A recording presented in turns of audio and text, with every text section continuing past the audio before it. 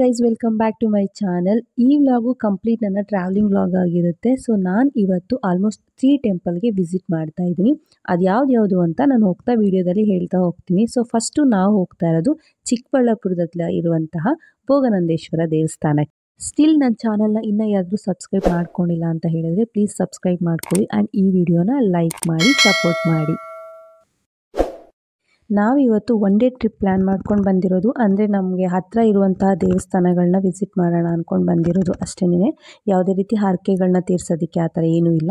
ಸುಮ್ಮನೆ one day ಟ್ರಿಪ್ಪಲ್ಲಿ ಹೋಗ್ತಾ ಇರೋದು. ಈ ಟೆಂಪಲ್ಲು ಬ್ಯಾಂಗ್ಳೂರಿಂದ ಆಲ್ಮೋಸ್ಟ್ 60 ಕಿಲೋಮೀಟರ್ಸ್ ದೂರ ಇದೆ ಮತ್ತು ಇದು ಕರ್ನಾಟಕದಲ್ಲೇ ಹಳೆ ದೇವಸ್ಥಾನ ಲಿಸ್ಟಲ್ಲಿ ಸೇರುತ್ತೆ. ಇದು ಒಂದು 1000 ವರ್ಷಕ್ಕಿಂತ ಹಳೆ ದೇವಸ್ಥಾನ ಅಂತೆ. ಇಲ್ಲಿ ಮೇಯ್ನಾಗಿ ಪೂಜೆ ಮಾಡೋ ದೇವರು ಭೋಗನಂದೇಶ್ವರ ಅಂದರೆ ಶಿವ ದೇವ್ರನ್ನ ಇಲ್ಲಿ ಮೇಯ್ನಾಗಿ ಪೂಜೆ ಮಾಡ್ತಾರೆ. ಒಳಗಡೆ ಹೋಗ್ತಿದ್ದಂಗೆ ನಮಗೆ 2 ದೇವಾಲಯ ಸಿಗುತ್ತೆ. 2ರಲ್ಲಿ ಒಂದು ಅರುಣಾಚಲೇಶ್ವರ ಅಂತಾರೆ, ಇನ್ನೊಂದನ್ನು ಭೋಗನಂದೇಶ್ವರ ಅಂತಾರೆ. ಆ್ಯಕ್ಚುಲಿ 2 ಕೂಡ ಶಿವ ದೇವರೇನೆ. ಅರುಣಾಚಲೇಶ್ವರ ಅಂತ ಹೇಳಿದ್ರೆ ಅದು ಅವರ ಬಾಲ್ಯದ ಹಂತವನ್ನು ಸೂಚಿಸುತ್ತೆ. ಭೋಗನಂದೇಶ್ವರ ಅಂತ ಹೇಳಿದ್ರೆ ಅವರು ಗೃಹಸ್ಥ ಅದನ್ನು ಪ್ರತಿನಿಧಿಸುತ್ತೆ. ಸೊ ಆ 2 ಕೂಡ ಶಿವ ದೇವರೇನೆ. ನಾವು ಮತ್ತೆ ಮುಂದೆ ನೋಡ್ತಾ ಹೋದರೆ ಇಲ್ಲಿ ಬಂದ್ಬಿಟ್ಟು ಇದನ್ನು ಕಲ್ಯಾಣ ಮಂಟಪ ಅಂತ ಕರೀತಾರೆ. ನಾವು ಹೋದಾಗ ಯಾರ್ದೋ ಮದುವೆ ಬೇರೆ ನಡೀತಾ ಇತ್ತು. ಸೊ ನಾವು ಕೂಡ ಮದುವೆನ ನೋಡ್ಕೊಂಡು ಹೊರಟ್ವಿ. ಅಲ್ಲಿ ಮದುವೆ ನಡೆಯುತ್ತೆ ಅನ್ನೋದು ಸಹ ನನಗೆ ಗೊತ್ತಿರಲಿಲ್ಲ. ನಾನು ಸೆಕೆಂಡ್ ಟೈಮ್ ಹೋಗ್ತಾ ಇರೋದು. ಬಟ್ ಫಸ್ಟ್ ಟೈಮ್ ಹೋದಾಗ ಯಾವುದೇ ರೀತಿ ಮದುವೆ ನೋಡಿರಲಿಲ್ಲ. ಸೆಕೆಂಡ್ ಟೈಮ್ ಹೋದಾಗಲೇ ನಾನು ಮದುವೆ ನೋಡಿದ್ದು. ಸೊ ಗರ್ಭಗುಡಿಲಿ ಯಾವುದೇ ರೀತಿ ಫೋಟೋಸು ವೀಡಿಯೋಸ್ ಎಲ್ಲ ಮಾಡೋ ಆಗಿರಲಿಲ್ಲ. ಸೊ ಅದಕ್ಕೆ ಗರ್ಭಗುಡಿ ಫೋಟೋಸ್ ಹಾಕ್ತಾ ಇಲ್ಲ, ಬರೀ ಹೊರಗಡೆ ಮಾತ್ರ ಫೋಟೋಸು ವೀಡಿಯೋಸ್ ಹಾಕ್ತಾ ಇದ್ದೀನಿ ಅಷ್ಟೇನೆ. ಈ ದೇವಸ್ಥಾನ ಅಂತೂ ತುಂಬ ದೊಡ್ಡ ದೇವಸ್ಥಾನ. ಮತ್ತು ಇಲ್ಲಿ ಆರ್ಕಿಟೆಕ್ಚರ್ಸ್ ಎಲ್ಲ ನೋಡ್ತಾ ಇದ್ರೆ ಈ ಹಂಪಿ ಐಹೊಳೆಯಲ್ಲಿ ನೋಡ್ದಂಗೆ ಅನಿಸುತ್ತೆ. ಯಾಕಂದರೆ ಅಷ್ಟು ರಿಚ್ ಆಗಿದೆ. ಇಲ್ಲಿ ಒಂದು ಸಣ್ಣ ಡೀಟೇಲ್ಸ್ ಕೂಡ ಅದಕ್ಕೊಂದು ಸ್ಟೋರಿ ಇದೆಯೇನೋ ಅನ್ನೋ ಥರ ಮಾಡಿದ್ದಾರೆ. ಈ ದೇವಸ್ಥಾನನ ಕಟ್ಟಕ್ಕೆ ಸ್ಟಾರ್ಟ್ ಮಾಡಿದ್ದು ಬಾಣ ವಂಶಸ್ಥರು, ಆಮೇಲೆ ಹೊಯ್ಸಳರು, ಚೋಳರು ಮತ್ತು ವಿಜಯನಗರ ಅರಸರು ಇವರೆಲ್ಲರೂ ಸೇರಿಕೊಂಡು ಈ ದೇವಸ್ಥಾನನ ನಿರ್ಮಾಣ ಮಾಡಿದ್ದು. ಮತ್ತು ಇಲ್ಲೇ ಪಕ್ಕದಲ್ಲೇ ಪುಷ್ಕರಣಿ ಕೂಡ ಇದೆ. ಅದನ್ನು ಕ್ಲೋಸ್ ಮಾಡಿಬಿಟ್ಟಿದ್ರು. ಒಳಗಡೆ ಯಾರಿಗೂ ಎಂಟ್ರಿ ಇರಲಿಲ್ಲ, ಯಾಕಂದರೆ ಅಲ್ಲಿ ನೀರಿತ್ತು ಮತ್ತು ತುಂಬ ಗಲೀಜು ಮಾಡ್ತಾರೆ ಅನ್ನೋ ಇಂಟೆನ್ಷನಿಂದ ಏನೋ ಕ್ಲೋಸ್ ಮಾಡಿಬಿಟ್ಟಿದ್ರು. ಸೊ ಅದಕ್ಕೆ ಹೊರಗಡೆಯಿಂದನೇ ವೀಡಿಯೋಸ್ ಮಾಡ್ಕೊಂಡಿದ್ದೀನಿ. 1-2 ಫೋಟೋಸ್ ಕೂಡ ಹಾಕ್ತೀನಿ ನೋಡಿ. ದೇವಸ್ಥಾನ ಅಂತೂ ನಿಜವಾಗ್ಲೂ ತುಂಬಾ ಚೆನ್ನಾಗಿದೆ.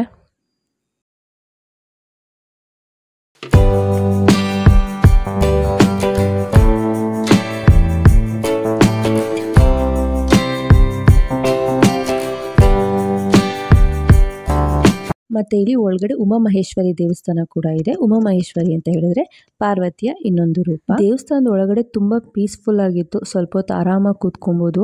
ಮತ್ತು ಇನ್ನೊಂದು ಏನಂತ ಹೇಳಿದ್ರೆ ನಾವು ಹೋಗಿದ್ದು ವೀಕ್ ಡೇಸಲ್ಲಿ, ಗೌರ್ಮೆಂಟ್ ಹಾಲಿಡೇ ಇತ್ತು, ಹಾಗಾಗಿ ತುಂಬ ಕ್ರೌಡ್ ಅಂತ ಅನ್ನಿಸ್ತಾ ಇತ್ತು. ಮತ್ತು ಆ ದೇವಸ್ಥಾನದ ಒಳಗಡೆನೆ ಒಂದು ಬಾವಿ ಕಟ್ಟೆ ಇತ್ತು. ಅಲ್ಲಿ ಎಲ್ಲರೂ ತುಂಬ ಜನ ಕಾಯಿನ್ಸ್ ಎಲ್ಲ ಹಾಕ್ತಾಯಿದ್ರು. ಮೇ ಬಿ ಮನಸ್ಸಲ್ಲಿರೋದನ್ನು ಬೇಡ್ಕೊಂಡು ಬಾವಿ ಒಳಗಡೆ ಕಾಯಿನ್ಸ್ ಹಾಕಿದ್ರೆ ನಾವು ಅಂದ್ಕೊಂಡಿರೋದು ನೆರವೇರುತ್ತೆ ಅನ್ನೋ ಒಂದು ರೂಢಿ ಇರ್ಬೋದೇನೋ. ಸೊ ಹಾಗಾಗಿ ಅಲ್ಲಿ ತುಂಬ ಜನ ಬಾವಿ ಕಟ್ಟೊಳಗಡೆ ಕಾಯಿನ್ಸ್ ಹಾಕಿದ್ರು. ದೇವಸ್ಥಾನದ ಹೊರಾಂಗಣದಲ್ಲಿ ಕಲ್ಯಾಣಿ ಇದೆ. ಈ ಕಲ್ಯಾಣಿಲಿ ತುಂಬ ನೀರಿತ್ತು. ನಾವು ಹೋದಾಗ ಒಂದೊಂದು ಟೈಮ್ ನೀರು ಇರಲ್ವಂತೆ. ಸೊ ಇಲ್ಲಿ ಒಳಗಡೆ ಇಳಿಯೋದಕ್ಕೆಲ್ಲ ಪರ್ಮಿಷನ್ ಇಲ್ಲ. ನಾವು ಬಿಸಿಲಲ್ಲಿ ಬಂದಿದ್ವಿ ಅಲ್ವಾ, ಹಾಗೆ ಕಾಲನ್ನ ನೀರಲ್ಲಿ ಇಟ್ಕೊಂಡು ಸ್ವಲ್ಪ ಹೊತ್ತು ಹಂಗೆ ರಿಲ್ಯಾಕ್ಸ್ ಮಾಡ್ತಾಯಿದ್ವಿ. ಮಕ್ಕಳು ಕೂಡ ಎಂಜಾಯ್ ಮಾಡ್ತಾಯಿದ್ರು. ಮತ್ತು ಇಲ್ಲಿ ನೀರಲ್ಲಿ ಸಣ್ಣ ಮೀನುಗಳಿದ್ವು, ಅದೆಲ್ಲ ಬಂದು ನಮ್ಮ ಕಾಲನ್ನ ಕಚ್ತಾ ಇತ್ತು. ನಾನು ಯಾವುದೋ ವೀಡಿಯೋದಲ್ಲಿ ನೋಡಿದ್ದೆ, ಫೆಸ್ಟಿವಲ್ ಟೈಮಲ್ಲಿ ಅಂದರೆ ದೀಪಾವಳಿ ಹಬ್ಬ, ಸೊ ಆ ಥರ ಟೈಮಲ್ಲೆಲ್ಲ ಇದ್ರ ಸುತ್ತ ದೀಪಗಳನ್ನ ಇಟ್ಟು ಅಲಂಕಾರ ಮಾಡ್ತಾರಂತೆ. ನೋಡೋದಕ್ಕೆ ತುಂಬಾ ಚೆನ್ನಾಗಿರುತ್ತೆ ಅಲ್ವಾ. ಓಪನ್ ಮಾಡಲ್ಲ ನಾನು, ಹೇಳು ಅದಕ್ಕೆ ಬಿಳು ಅಂತ. ನಮ್ಮ ಅಮ್ಮನ ಕಲ್ ಬಿಳು ಅಂತ ಹೇಳು.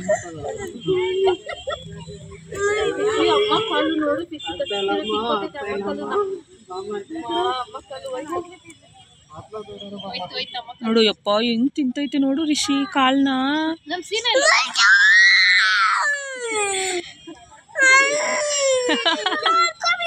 ಅಳ್ತಾವನೆ.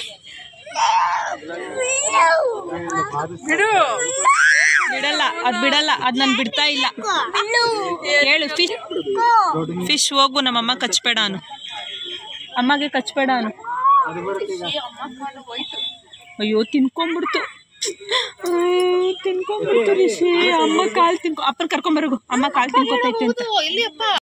ದೇವಸ್ಥಾನದ ಹೊರಗಡೆ ತುಂಬ ಗ್ರೀನರಿ ಇರೋದ್ರಿಂದ ನೆರಳು ಜಾಸ್ತಿ ಇರುತ್ತೆ, ಆರಾಮಾಗಿ ಕೂತ್ಕೊಂಡು ಮಾತಾಡ್ಬೋದು, ಮೆಡಿಟೇಷನ್ ಮಾಡ್ಬೋದು. ತುಂಬ ಪೀಸ್ಫುಲ್ ಆದಂತಹ ಜಾಗ ಅಂತ ಹೇಳ್ಬೋದು. ಮತ್ತು ಇನ್ನೊಂದು ಏನಂತ ಹೇಳಿದ್ರೆ, ನಾವು ವೀಡಿಯೋದಲ್ಲಿ ತೋರಿಸೋದಕ್ಕಿಂತ ಡೈರೆಕ್ಟಾಗಿ ವಿಸಿಟ್ ಮಾಡಿದ್ರೇ ಆ ಜಾಗ ಎಷ್ಟು ಚೆನ್ನಾಗಿದೆ ಅಂತ ಗೊತ್ತಾಗೋದು. ಸೊ ಬ್ಯಾಂಗ್ಳೂರಿಗೆ ತುಂಬ ಹತ್ರ ಇರೋದ್ರಿಂದ ಒಂದ್ಸಲ ಈ ಟೆಂಪಲ್ನ ವಿಸಿಟ್ ಮಾಡಿ, ನಿಮ್ಗೆ ನಿಜವಾಗ್ಲೂ ಇಷ್ಟ ಆಗುತ್ತೆ. ಸೊ ಇದೆಲ್ಲ ಮುಗಿಸ್ಕೊಂಡು ನಾವು ಮಧ್ಯಾಹ್ನದ ಊಟ ಮುಗಿಸ್ಕೊಂಡು, ಮಧ್ಯಾಹ್ನ ಆಗಿತ್ತು ನಾವು ಆಲ್ಮೋಸ್ಟ್ ಹೊರಡೋಷ್ಟರಲ್ಲಿ. ಇಲ್ಲಿಂದ ನಾವು ಮತ್ತೆ ಬಾಗೇಪಲ್ಲಿರುವಂತಹ ವೆಂಕಟೇಶ್ವರ ದೇವಸ್ಥಾನಕ್ಕೆ ಹೊರಡ್ತಾ ಇದ್ದೀವಿ.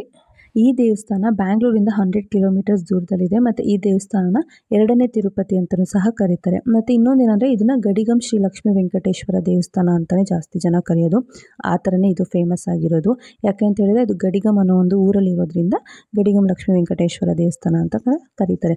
ಮತ್ತು ಇನ್ನೊಂದು ನಾನು ಅಬ್ಸರ್ವ್ ಮಾಡಿದ್ದು ಏನಂತ ಹೇಳಿದ್ರೆ, ಗರ್ಭಗುಡಿಯ ಗೋಪುರದ ಮೇಲೆ ವಿಷ್ಣುವಿನ ದಶಾವತಾರನ ಕೆತ್ತನೆ ಮಾಡಿದ್ದಾರೆ. ಅದಂತೂ ನೋಡೋದು ತುಂಬಾ ಚೆನ್ನಾಗಿದೆ. ನಂಗೆ ಅದು ತುಂಬ ಇಷ್ಟ ಆಯಿತು. ದೇವಸ್ಥಾನದ ಒಳಗಡೆ ಅಂತೂ ತುಂಬಾ ಚೆನ್ನಾಗಿದೆ ನೋಡೋದಕ್ಕೆ. ಕೆತ್ತನೆಗಳೆಲ್ಲ ತುಂಬ ಅಂದರೆ ತುಂಬ ಅಟ್ರಾಕ್ಟಿವ್ ಅಂತ ಅನಿಸುತ್ತೆ. ಸೊ ಯಾರಾದರೂ ಬಾಗೇಪಲ್ಲಿ ನಿಯರ್ ಏನಾದ್ರು ಹೋದರೆ ಈ ದೇವಸ್ಥಾನ ಒಂದ್ಸಲ ವಿಸಿಟ್ ಮಾಡಿ, ತುಂಬಾ ಚೆನ್ನಾಗಿದೆ. ಈ ದೇವಸ್ಥಾನದ ಟೈಮಿಂಗ್ಸ್ ಬಂದು ಮಾರ್ನಿಂಗ್ 6 ಮಧ್ಯಾಹ್ನ 1 ಗಂಟೆವರೆಗೂ, ಆಮೇಲೆ ಸಾಯಂಕಾಲ 5 ಗಂಟೆಯಿಂದ ರಾತ್ರಿ 8 ಗಂಟೆವರೆಗೂ ಓಪನ್ ಇರುತ್ತೆ. ಆ ಟೈಮಿಂಗ್ಸಲ್ಲಿ ಹೋಗಿ.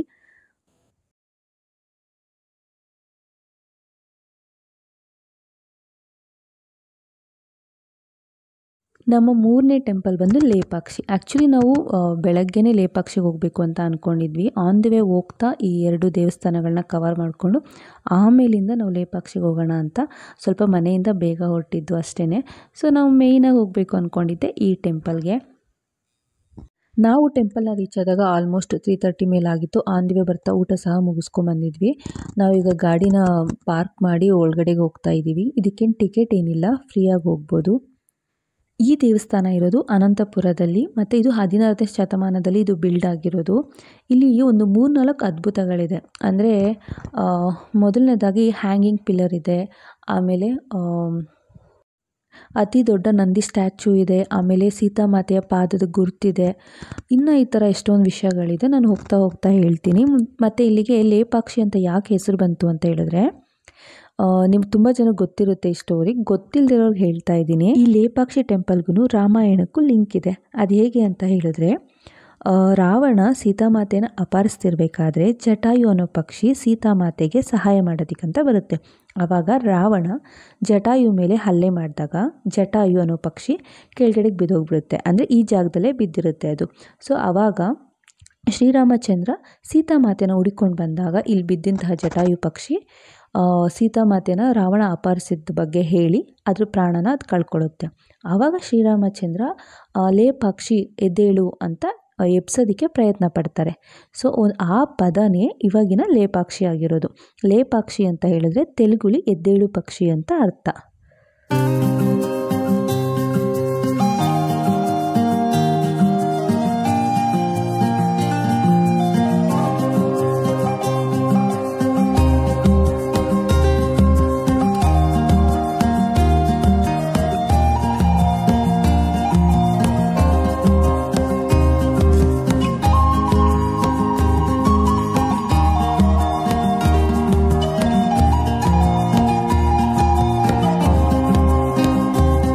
ಮತ್ತು ದೇವಸ್ಥಾನದ ಹೊರಾಂಗಣದಲ್ಲಿ ಕಲ್ಲಿನ ಬಂಡೆ ಮೇಲೆ ಮತ್ತು ಗೋಡೆಗಳ ಮೇಲೆಲ್ಲ ಶಾಸನಗಳನ್ನ ಕೆತ್ತಿದ್ದಾರೆ.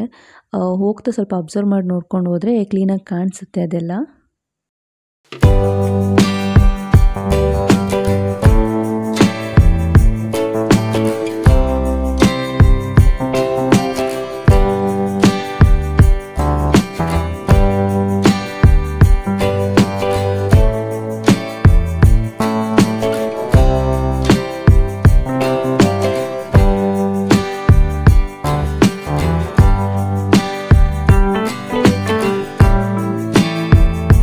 ಮತ್ತು ಇಲ್ಲಿ ಒಂದೇ ಕಲ್ಲಲ್ಲಿ ಕೆತ್ತನೆ ಮಾಡಿರುವಂತಹ ಒಂದು ಪುಟ್ಟು ಬಾಲಗಣಪತಿನೂ ಸಹ ನಾವು ಇಲ್ಲಿ ನೋಡ್ಬೋದು.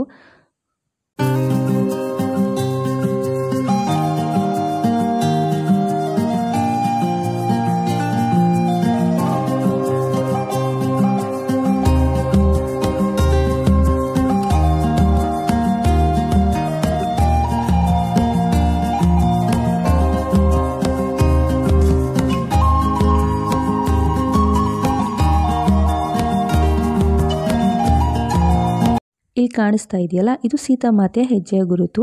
ಅಂದರೆ ಜಟಾಯು ಪಕ್ಷಿ ಕೆಳಗಡೆ ಬಿದ್ದಾಗ ಪಕ್ಷಿಗೆ ಸಹಾಯ ಆಗಲಿ, ನೀರಿನ ಸಹಾಯ ಆಗಲಿ ಅಂತ ಹೇಳಿ ಸೀತಾಮಾತೆ ತನ್ನ ಪಾದವನ್ನು ಕಲ್ಲಿನ ಮೇಲೆ ಇಟ್ಟು ಆ ಕಲ್ಲಿನಲ್ಲಿ ಅಂದರೆ ಆ ಹೆಜ್ಜೆ ಗುರುತು ಮೇಲೆ ಸದಾಕಾಲ ನೀರಿರೋ ಥರ ಮಾಡ್ತಾರೆ. ಇಲ್ಲಿ ಯಾವಾಗಲೂ ಈ ಪಾದದಲ್ಲಿ ಸ್ವಲ್ಪ ಆದರೂ ನೀರು, ವರ್ಷ ಪೂರ್ತಿ ನೀರಿರುತ್ತೆ ಆ ಪಾದದ ಮೇಲೆ. ಈ ದೇವಸ್ಥಾನ ತುಂಬ ದೊಡ್ಡ ದೇವಸ್ಥಾನ. ಇಲ್ಲಿ ಒಳಗಡೆ ಹೋದರೆ ಆರಾಮಾಗಿ ಒಂದು 3 ರಿಂದ 4 ಅವರು ಅಲ್ಲಿ ಟೈಮ್ ಸ್ಪೆಂಡ್ ಮಾಡ್ಬೋದು. ಅಲ್ಲಿನ ಹಿಸ್ಟ್ರಿನ ನಾವು ತಿಳ್ಕೊಬೇಕು ಅಂತ ಇಂಟ್ರೆಸ್ಟ್ ಇದ್ದರೆ ಸ್ವಲ್ಪ ಕೂತ್ಕೊಂಡು ಆರಾಮಾಗಿ ಅಲ್ಲಿ ಹಿಸ್ಟ್ರಿನ ನಾವು ತಿಳ್ಕೊಂಬರ್ಬೋದು. ಅಷ್ಟು ಚೆನ್ನಾಗಿದೆ ಹಿಸ್ಟ್ರಿ. ಮತ್ತು ದೇವಸ್ಥಾನ ಕೂಡ ತುಂಬಾ ದೊಡ್ಡ ದೇವಸ್ಥಾನ ಇದು. ನಾವಿವಾಗ ಗರ್ಭಗುಡಿಗೆ ದರ್ಶನ ಮಾಡೋದಕ್ಕಂತ ಹೇಳಿ ಹೋಗ್ತಾ ಇದ್ದೀವಿ. ಇದೇ ಟೆಂಪಲ್ಲು ಒಳಗಡೆ ವೀರಭದ್ರ ಸ್ವಾಮಿಯ ಒಂದು ವಿಗ್ರಹ ಇದೆ. ಸೊ ಅಲ್ಲಿ ಬೆಳಗ್ಗೆ 9 ಗಂಟೆಯಿಂದ ಪೂಜೆ ಸ್ಟಾರ್ಟ್ ಆಗುತ್ತೆ. ಮತ್ತು ಒಳಗಡೆ ಹೋಗ್ತಿದ್ದಂಗೆ ತುಂಬ ಪಿಲ್ಲರ್ಸ್ಗಳಿದೆ.